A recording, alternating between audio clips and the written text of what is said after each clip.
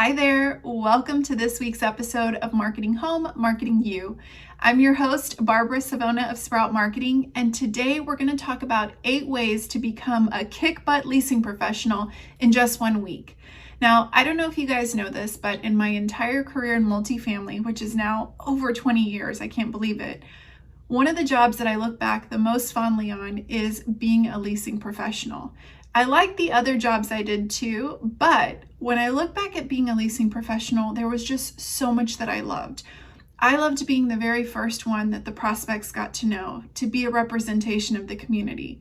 I loved getting to know prospects, people from all over with all different backgrounds. It was kind of like the day was never the same. And I loved connecting people to their home, whether it was just going to be home for a little while or for a long while. To me, it felt like very meaningful work. So like I said, I have a fondness for that, for leasing professionals, for that profession itself. And today I want to talk about how, if you are a leasing professional, ways that you can hone your craft, because I really want you to think about leasing apartments as helping people find home, a very essential craft. And you could be just okay at it, just like with anything, or you could be really stellar. And so these 8 ways, you may not have thought about them in the past as ways to up-level your game, but I think you'll look at them that way after we talk about them today. So are you guys ready? Let's get started. Okay, so the very first tip is I want you to spend some time focusing on yourself. Does that feel selfish or awkward? Here's what I want you to do. I want you to take at least 10 to 20 minutes and get with a piece of paper. This is going to be something you're going to actually write down. And I want you to spend time asking yourself, what is it that makes me unique? Think about what is it that your friends and your family, those that know you closely, love about you. When you meet somebody new for the first time, what are they maybe surprised to find out about you? Now, you might be thinking, why in the world do I need to do this to become a better leasing consultant? But the reality is as a leasing consultant, you're a professional friend maker. You're a professional communicator. And it's stories and life experiences and those unique points that make us memorable in the minds of our prospects. But sometimes we don't think about ourselves as unique, or even if we do, when we get busy with the day-to-day operations, it might be hard to switch in and out of taking care of checklists to make sure move-in processes are ready, to then connecting with a prospect. So what I want you to do is I want you to have kind of a cheat sheet about you. And you're going to draw from these experiences just by writing down some of these unique qualities, things that have happened to you, things that you love, hobbies that you like, things that your friends love about you. It's going to keep fresh in mind things that you can connect with other people on. What's so cool about meeting the different prospects that we have is, while we might be completely different, we usually have some similarities. And when we find those similarities and we weave them into our conversations totally naturally, the more that people remember us, they connect with us, they see themselves in us, and it makes them feel a little bit more inclined to be interested in our community, because again, like attracts like. So I heard a great podcast that gave a great exercise. They said, we have all these stories and things that have happened to us. Break up your paper from years 1 to 10 and then from 11 to 20, and you get the picture, right? So in increments. And think back on experiences that you've had, maybe places you've traveled or pets that you've had or things that you've done, and write those down and kind of go through your life. Depending on how old you are, you'll have either a ton or you'll have just a little bit, but then write down things that you love, things that people remember about you, and kind of look at that and say, okay, I'm going to embrace that and I'm going to be ready to share those things when it makes sense to do so. So for example, for me, I might connect with somebody that's a pet lover because I've had dogs all my life. Right now I have a Doberman. So if I do bump into somebody that has a Doberman, we're going to connect on that. I have a mom that's from Germany, a dad that's from Mexico, so I grew up speaking Spanish and German. I didn't learn English till I went to school. So if somebody comes in and they're a Spanish speaker, first of all, I'm going to find it very easy to switch languages and connect with them there. But talking about my background, if it's appropriate, might make them feel at ease with me. Again, this is not sticky or slimy sales techniques. This is just real humans connecting, but we're putting a little strategy in place so it makes these things easier to call upon, and it really makes us just really incredible at our craft. So there you go. Step 1, focus on what makes you unique. Okay, step number 2 is almost a piggyback off of step number 1. I want you to practice talking. Like I said, you are a professional communicator. So part of practicing your craft is practicing communicating. Now, I know that we've been a little bit more restricted in how much we communicate with people because we're maybe not seeing as many people depending on the stages of lockdown or quarantine that your city has imposed. But what we tend to do sometimes, myself included, is when we do bump into people, whether it's running errands or doing different things, we're all talked out, or whatever the right phrase is, that we don't want to talk to so many people. But here's the deal. If talking is a part of your craft, the more that we talk to people and we find ways to communicate with all different kinds of people, the easier it's going to be as random prospects come in your door. I don't know if it's happened to you, but like when I used to get the person that could never, didn't want to say 2 words, it was like torture. I would have such a hard time connecting with them. But as I've increased my circle of friends, and I've had friends that really just don't talk much, my husband's not a big talker, and I've learned how to adapt my communication style to them, it's let me be more flexible in knowing, okay, this is how they prefer to communicate. I might need to tone it down a bit, or I might need to be asking different kinds of questions. So this next week, I want you to really try to talk to people wherever you go, where it makes sense. Don't be a weirdo, don't be a creeper, but you know what I'm saying. If you see strangers and it makes sense to communicate, or you're running errands, just take a couple of extra seconds to talk a little bit more. Spend some time focusing on the craft of communication. You will see how much it improves your flexibility and your adaptability with your prospect. Okay. I know you're not going to like me for tip number 3, but I promise it's a game changer. Get to work 15 minutes earlier. Don't close your ears. Stay with me. When you get to work before the doors open, it allows you to really set the pace for your day. I used to hate when I'd get on site and I was screeching in and I already had residents lined up at the door. I felt like I could never catch up the rest of the day. And I've heard moms talk about it like this. They love to get up before their kids and they feel like if they can do that, they have that quiet time to kind of set the tone for the day, like I said. Well, it's the same thing with our job. By getting to work even a few minutes earlier, you have time to walk your model units, walk your tour route. You have time to get your desk set up. You have a little bit of time to maybe have that cup of coffee and quiet. And if you are a busy mom at home, that quiet before the doors open could really be the difference between you losing your cool that day or feeling frustrated or burnt out. So the other thing is, if you're a leasing professional looking to advance your career, being punctual and being even early to make sure that you're ahead of the day, it speaks volumes. I mean, I had a leasing professional that used to always get to the office. It felt like a minute after, 2 minutes after, 3 minutes after. Every day it felt like she was just pushing it a little bit more. And as a property manager, once I noticed that this was a pattern, I just felt like I couldn't rely on her because I felt like I had to get the startup going. By the time she got in, got her coffee, sat down, it was like 9:15, 9:20, and I was already in full production mode. So that getting to work earlier, it's good for you, it's good for your residents, and it's also good for your resume and for how your boss is going to look at you. So try it this next week and see if it can be a game changer for you like it was for me. 4 is to move your body regularly. You guys, I have been guilty of it too, where once I sit at this desk and I'm, doing different things, I'm responding to my team, I'm here and the day could have gone by. However, as a leasing professional, because you have to be ready to talk to people, and because, you're just a human being, studies show that we all need sort of a physical break every 52 minutes for the best productivity. And that is documented across multiple different studies. So every 52 minutes, I'm not saying that you need to take a massive break, but get up, stretch, move your body, go refill your water cup so that you're staying fully hydrated. And maybe it is that you go and you get some fresh air for a second. You mentally disconnect from what you're doing just for a minute or two to move your body, feel better, stretch a little bit. And when you move your body, you change your state of mind, you can come back a lot more focused. It is really foolish on our part. And like I said, I have been guilty many times to think, oh, I'm in the middle of this, let me just plow right through. our work suffers, the quality of our work suffers, our concentration suffers, and then we're just over caffeinating and feeling kind of like crap by the end of the day. So try this next week to set a little timer that every 52 minutes you're going to get up, you're going to stretch, you're going to take a walk around the office, get back and be focused. Now, if you're in a really busy office, you are already naturally getting up and walking and moving around. So what I would say to you is make sure that you're taking a break for lunch.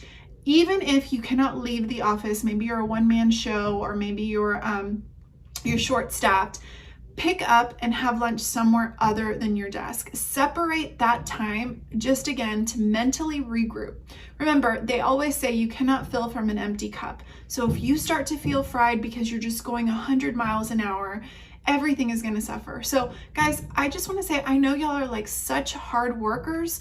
So consider this like your best friend telling you, hey, take a break regularly. It's going to be good for you and it's going to be good for those around you. So there you have the latest tip on just making sure to regularly move your body and disconnect from your work throughout the day. Number 5 comes back to communication. So remember how I talked about figuring out what makes you unique, then talking to everybody that you can to practice your verbal skills?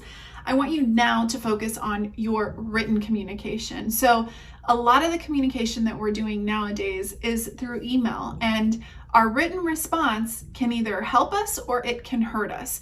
So I want you to get really comfortable letting your personality shine through. You know, you don't have to write stale corporate talk when you write an email, but you do want it to feel professional. So there's a balance. How will you start an email? How will the copy be? If you're not comfortable with your spelling and grammar, there's a great Chrome extension called Grammarly, and it's spelled, I believe, Grammarly, Grammarly. I use it religiously. And what it does is it gives you suggestions for how to reword something. It also corrects your spelling as it goes, and it sometimes it catches that you probably could have used a comma. So it'll do stuff like it'll say, you rephrase this sentence this way to make it sound a little friendlier. So it's like the complete writing tool. Now, once you get comfortable really paying attention this next week to your written communication, I'm talking about your subject lines, your email copy, whether it's to a prospect or a current resident or it's communication within your team. Then start looking for ways where you're sending the same type of emails over and over again, and draft out some template responses. Maybe it's a follow-up email. Write a really good one, a really fun one, and then do some varieties. Okay, this is the one I'm going to use if it's a pet owner. This is the one if somebody was really into the location or this amenity. You can tweak it and modify it. Once you have those templates and you really feel confident, not only are you going to communicate better, but you're going to be a lot faster because you can pull upon those templates, make a few small changes, and go. Anything that you're writing more than a couple of times a day, I want you to try to get a template for it, and I want you to spend a little bit of time crafting that response. So written communication is just as important, if not more, than your verbal, because in verbal, I can see you. We can have gestures, you can see my tone or hear my tone, see my expressions. In an email, I can't see that. So you have to overcompensate to make sure the tone sounds friendly, that it sounds warm and it sounds inviting. If you take a few minutes to work on that, and you don't have to do it all next week, but practice a little bit, build on your templates. You're gonna see you're building this awesome toolkit that will serve you for your entire career as a leasing professional, and then in all other areas that you decide to go later in your career.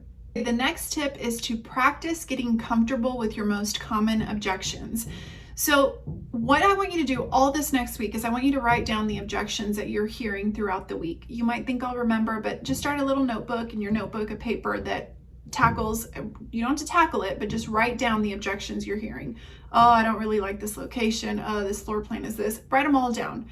Then I want you to look at them and see if some common ones pop up. Usually there's 2 or 3 that you hear all the time, and you can start to really dread those if you're not comfortable with your response. Once you have those main objections, I want you to craft out a response on how you're actually going to respond. So if it is something about location, how are you going to overcome that and feel comfortable in your language talking that through? What's worked with some prospects? Think back on the last few months. Maybe when somebody presented that objection, you said something and it helped to overcome that objection. Once you like your responses, I would share them with your property manager and say, hey, I want to get kind of like my little playbook here. what do you think? Do you have any tips on these objections? Here's what I'm thinking. I'm going to say, have you tried something that works better? And then practice those. I'm going to share with y'all a little tool that we have, which is the Leasing blueprint. And this is a manual. This is basically something I wish I had had when I was a leasing professional. And because I didn't, I created it with my team to be kind of like your leasing Bible, your blueprint, right? And there's a section in here that helps you master your skills. It talks about overcoming some of the most common objections. So first of all, it tells you why people object, how to not get caught with an objection, even if you don't have a response right on time. And then it has a little place that you can work through some of the most common objections, like price, like location, and a few other ones. So this is on our website at watchyourbusinesssprout.com. You can check it out on our Sprout shop. We have a PDF version, and we have a printable if you want us to send you the printed version. A lot of the things that I'm talking about, they are built into this book.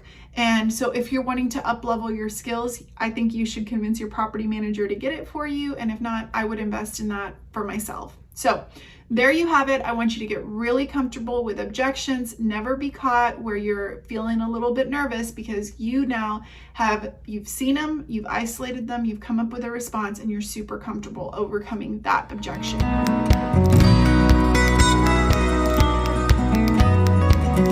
Tip number 7 is kind of an interesting one because it's about our use of our phone. So we want to keep our screen time, especially with our phone, in its place. And that's tip number 7.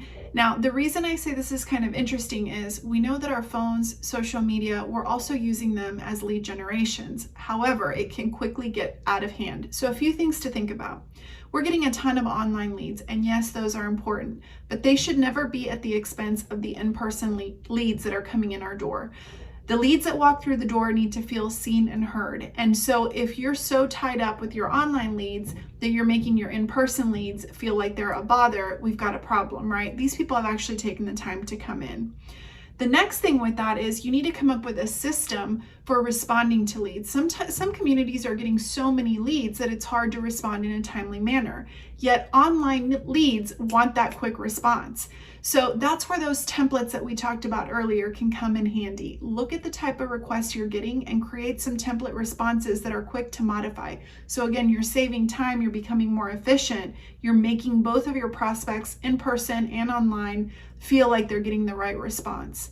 Now, when it comes to your personal phone, I know that it is so tempting to, whenever there's a break in work, to check your social media, check your Facebook or your Instagram, your personal stuff. And I get it. I do it too. Sometimes when I don't want to tackle something frustrating or like that I have to give a lot of brain power to, I find myself just grabbing for the phone.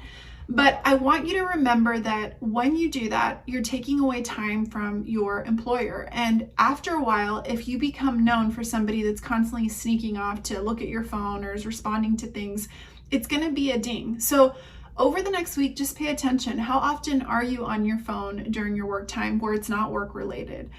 How often is that sucking you in? Do you have your alerts set up where it's distracting now? If you get an alert for every time you see something on Instagram, every time somebody texts you, you could literally be constantly tied to this, which will affect the quality of your work. So I know I'm old school there, but I just want to say that is so important, and it really says a lot to your boss. It says a lot to the people around you. And if you ever want to be a leader in your organization, you're going to have to learn how to have some of those limits and those constraints to make sure that you're getting the job done. We've come to the end, friends. Tip number 8 is to create if this, then that rules. I don't think I can say that fast, but basically we know in property management, the one thing we can count on is that things change all the time. All of a sudden our office is dead, we're by ourselves, and then 20 people walk in at once, right? Residents and prospects. Or nobody's been bothering us all day, like it's been a slow day, and then all of a sudden when somebody leaves to lunch and you're by yourself, the phone is ringing 20 million times, right? So when do you prepare for those scenarios? Well, again, you want to create systems ahead of time. So think about, there's certain scenarios that happen often, kind of like the ones I just talked about. How will you respond in those scenarios? What will you do if there's an overwhelm of traffic and you're alone, or the phone is constantly ringing, or you're short-staffed because somebody got sick?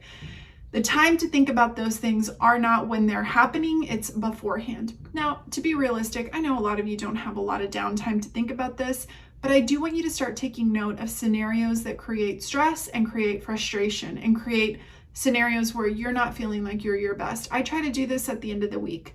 I look back and I say, what happened this week that I could have prevented that became very stressful? And sometimes it's just not being prepared, maybe not starting work the way that I wanted to, not having my routine of starting early before everybody else was going. So by looking back on the week and by really paying attention as things are happening, you can isolate scenarios that you can prepare for. Now, that's not to say that there's not going to be scenarios you cannot prepare for. That is life, right? But by stacking the odds in our favor and being prepared and learning from the times that we didn't like, we're going to be even better to tackle the next week. So we're not making the same mistakes our entire career. That, to me, if you can tackle that as a leasing professional, that is a quality that is going to serve you your entire career. So you, dear leasing professionals, you'll have my heart and my support. I know what a incredibly satisfying job it can be, but also what a very difficult job it can be. So first of all, I just want to applaud and commend you. I am in your corner rooting for you. And I want you to know that if you start to implement even one of these things, pick one for the next week. If 8 is too many, pick one. Focus on that. When you master that, pick another, and you slowly build on it. I know you're the type of person that is not content to just kind of sit back and be the status quo, to be just good enough. I know that you're the kind of person, if you're watching this, that wants to be better at your career. So you can level up and you can continue to grow in your career and become a real leader and be ready when the next opportunity comes your way by taking the time to work on your craft, the craft of helping people find home. And man, what an awesome privilege that is. So we get to be part of a really cool club, and I'm vicariously living through you guys. That is it for this week. I hope you have enjoyed this episode. Until next time, I'll see you guys next week.